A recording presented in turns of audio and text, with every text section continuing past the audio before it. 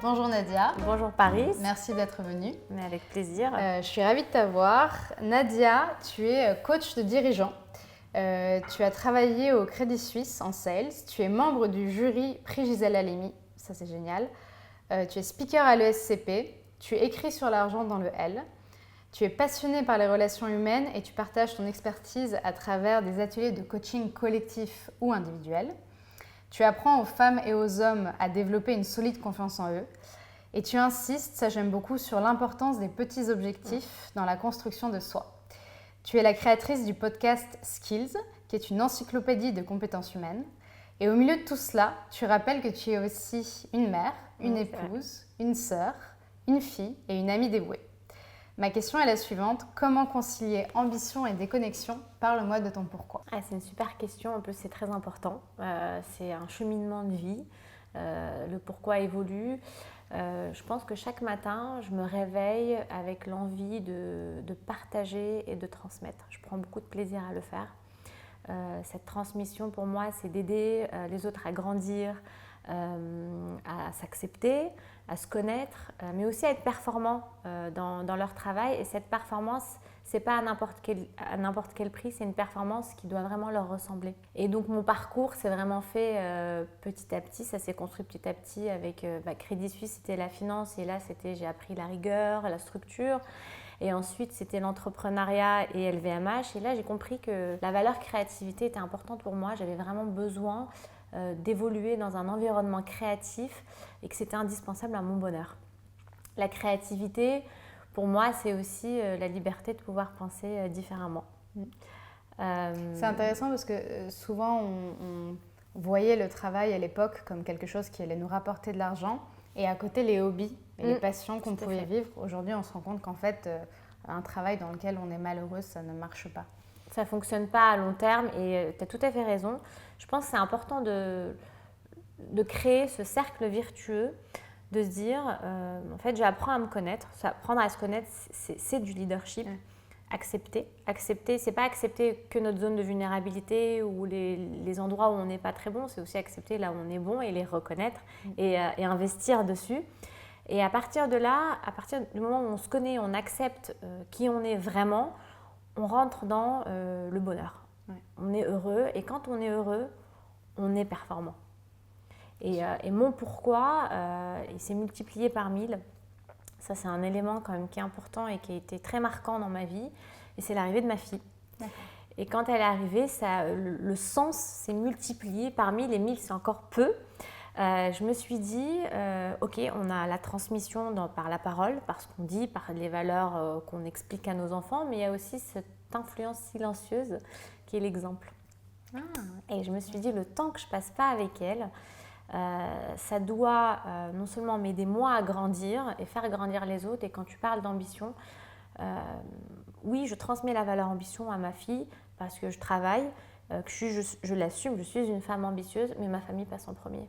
Donc là, tu parles de la venue de ta fille comme un élément qui a été déclencheur dans le pourquoi et dans ta quête de bonheur.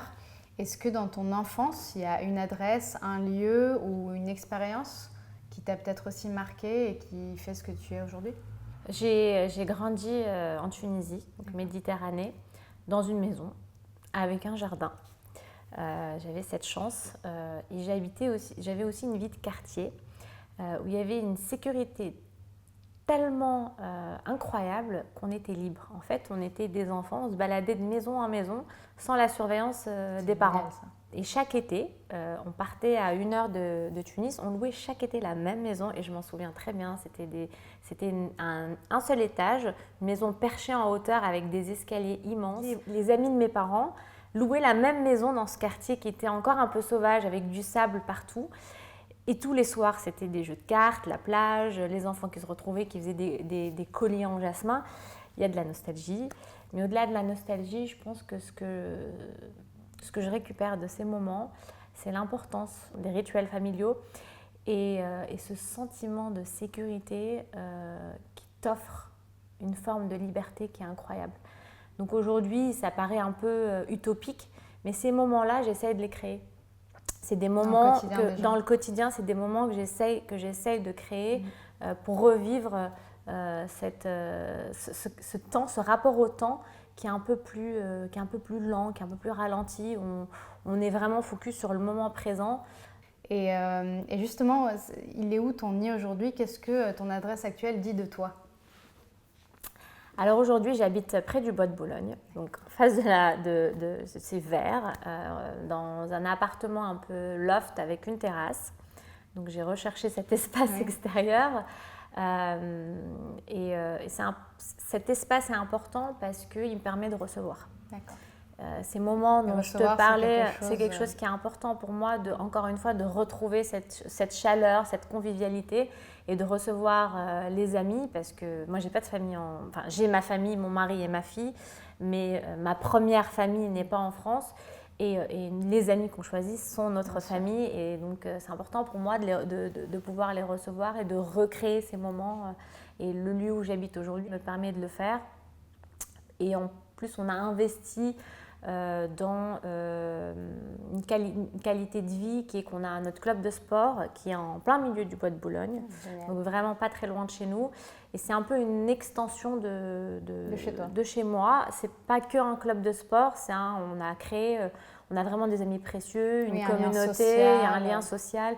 On y va et le temps d'ailleurs, on ne le compte pas. On ne se dit pas j'ai un cours de tennis, je vais aller de 14h à 15h.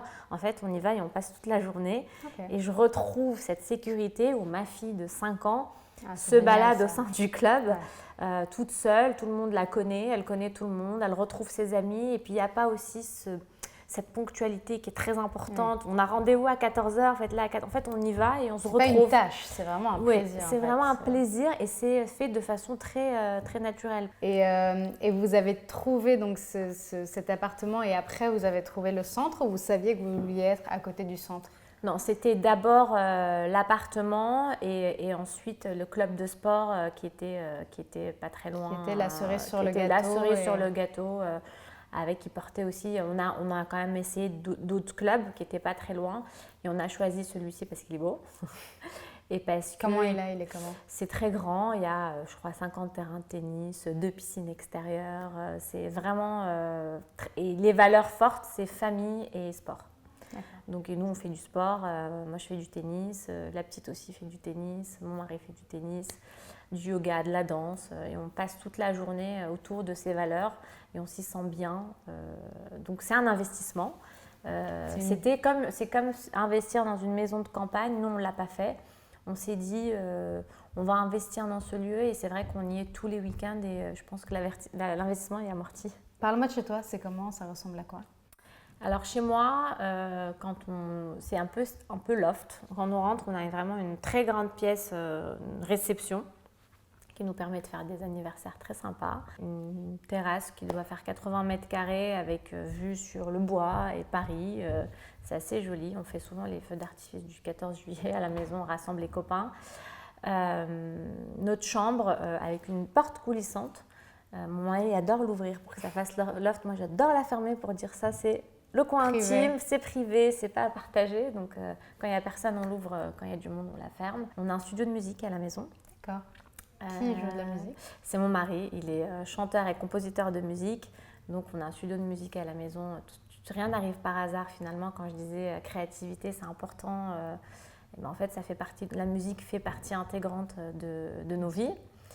Et tout est ouvert. Et après, on a la chambre de la petite. Voilà.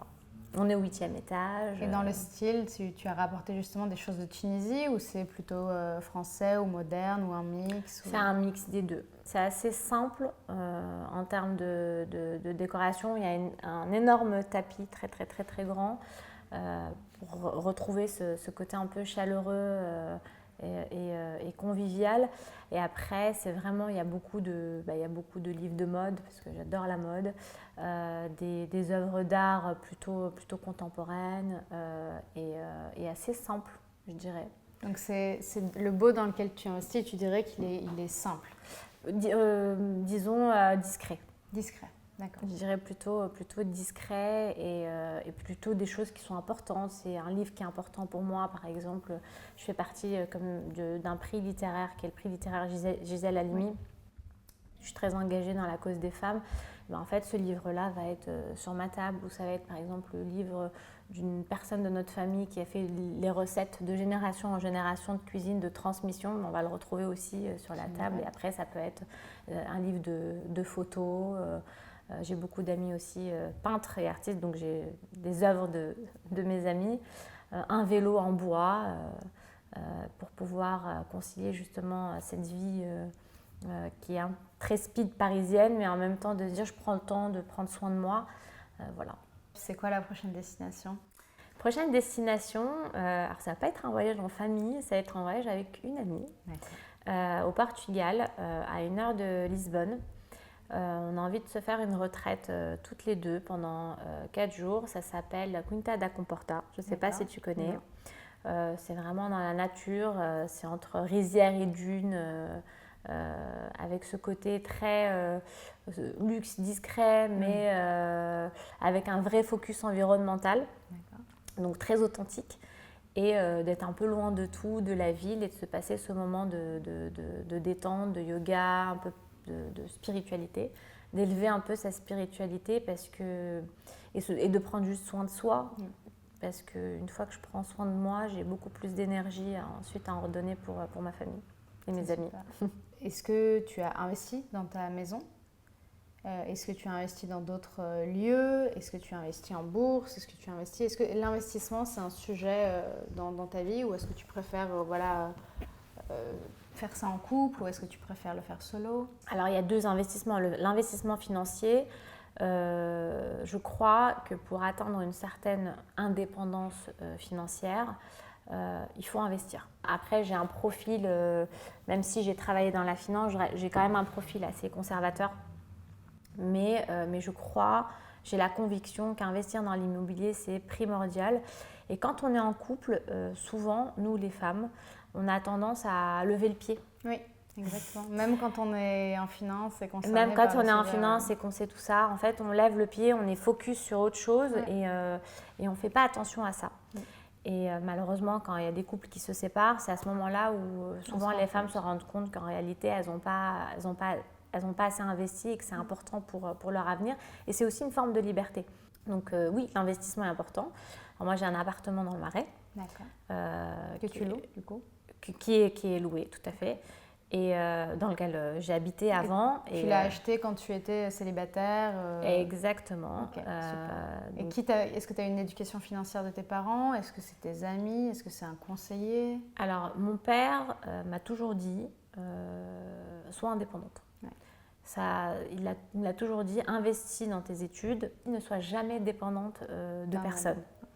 Ne serait-ce dépendante de ton mari ou même de tes parents. Et ça, je ne l'ai jamais oublié. En fait, si je suis avec mon mari, c'est parce que je l'aime, c'est pas parce que je ne peux pas faire autrement. Donc, il y a cet investissement-là qui est important. Il y a l'investissement aussi de l'apprentissage. Je me forme tout le temps parce que quand je disais de valeur transmission, plus je me forme et plus je peux transmettre. Donc, j'investis pas mal dans mon développement personnel et professionnel. C'était quoi la dernière? La dernière que j'ai faite, c'était bien sûr formation sur les compétences qui s'appelle Map and Match. Avant ça, j'ai fait une formation, un diplôme universitaire en psychanalyse. Et avant ça, c'était en marketing. Et à chaque fois, ça t'apporte quelque chose pour aller de l'avant À chaque fois, et je pense que je vais encore avoir envie d'en faire d'autres. Et investissement aussi dans la mode, mon rapport a beaucoup changé. C'est aux pièces que j'achète depuis plusieurs années maintenant. Je vais vraiment investir dans des pièces que je considère que je peux garder toute ma vie dans mon dressing et que je vais pouvoir transmettre un jour à ma fille, si elle en veut. Mais oui, je suis plus aujourd'hui dans le peu et bien, même si je préfère payer plus cher et me dire que ça va rester que d'avoir de la quantité et que jeter. Je suis plus là-dedans en fait. Qu'est-ce que tu as envie de transmettre aux générations futures et à ta fille? Ce que j'ai vraiment envie de transmettre aux générations futures et à ma fille, ce que je fais déjà, c'est d'investir dans sa singularité, de ne pas forcément rentrer dans le cadre, même si c'est important d'avoir un cadre. C'est pas l'idée, c'est pas de faire sa révolution, mais de se dire, je me connais tellement bien que j'arrive à savoir ce qui ressort chez moi, qui est différent, et d'investir Investir, ça se fait aussi par le travail. Donc je capte que j'ai quand même des talents naturels, où j'ai un plaisir de faire quelque chose de façon assez naturelle, et ben je vais aller le développer parce que c'est ça qui va me faire sortir du lot et de s'accepter vraiment de façon authentique comme on est. Et le bonheur pour moi se résume à ça, à cette connaissance de soi et à une juste estime de soi. Estime de soi, c'est la valeur que l'on se porte. Et comment on se valorise, en fait, c'est de s'aimer de façon inconditionnelle. Comme on peut aimer son enfant, on va s'aimer soi-même de la même façon. Et je pense que c'est indispensable à son bonheur. Et j'ai envie de transmettre ce cercle vertueux, de dire je me connais, je travaille beaucoup sur mon estime, j'investis dans ma singularité et donc je suis heureux et je performe. C'est bien, bravo.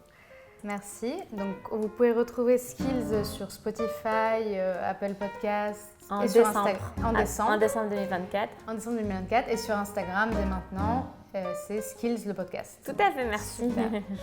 Merci beaucoup. Merci. À plus tard. À plus tard. Cet épisode vous a été proposé par Harmony Homes, société d'immobilier fractionné sur de belles maisons de vacances. N'hésitez pas à liker, partager et commenter nos pages YouTube, LinkedIn, Instagram et TikTok. harmonyhomes.io. Bon voyage!